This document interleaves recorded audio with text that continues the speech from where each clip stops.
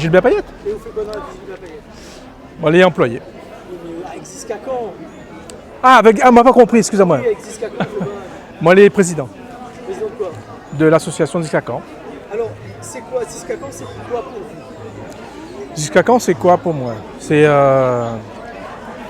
Ziskakan, c'est un, comment dire, c'est un groupe là éveillé énormément de choses en moi. Et moi, j'ai connu Ziskakan quand j'étais très jeune, en 79, dans le temps où, comment dire, les cabales étaient encore marrons.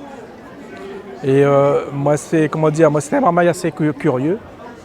Mais aller rôder les mauvais sons, à l'époque, il y a où ça, c'était des mauvais sons. Hein. Mais pour moi, j'étais attiré par ça. Donc, jusqu'à quand, pour moi, c'est la liberté. D'accord. C'est le combat, c'est le courage, c'est l'expression créole, c'est la beauté des textes. C'est quoi pour vous votre titre préféré et pourquoi?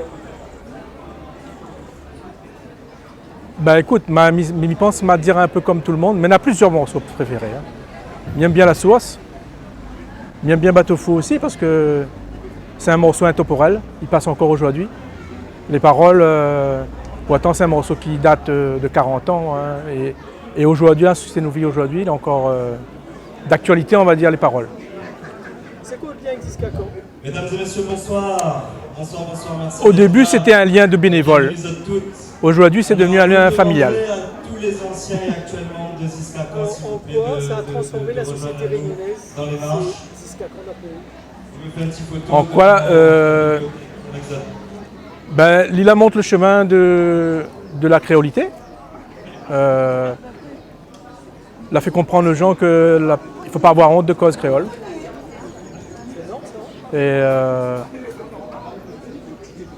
donc, je pense que, enfin, du moins, c'est ce que l'a fait sur moi, mais sur pas mal de gens autour de moi aussi.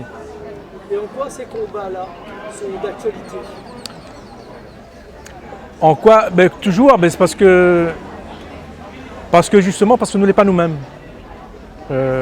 En clair, le combat, moi, mon rêve, c'est qu'un jour, justement, on ne parle plus de combat dans la culture. C'est que c'est un truc naturel. C'est que, comme certaines choses dans la culture créole, notre cuisine, par exemple, notre façon on fait que manger, aujourd'hui, nous bataillons plus pour ça. Hein. Nous connaissons les bons et partout, va trouver, aller dans toute famille, de monde, dans toute la Réunion. Et pour la langue, par contre, ce n'est pas encore le cas. Pour l'expression créole, ce n'est pas encore le cas. C'est pour ça que nous parlons de combat. Et le jour où nous arrêtons de parler de combat, ça veut dire que nous aurons gagné. Ça sera un truc naturel.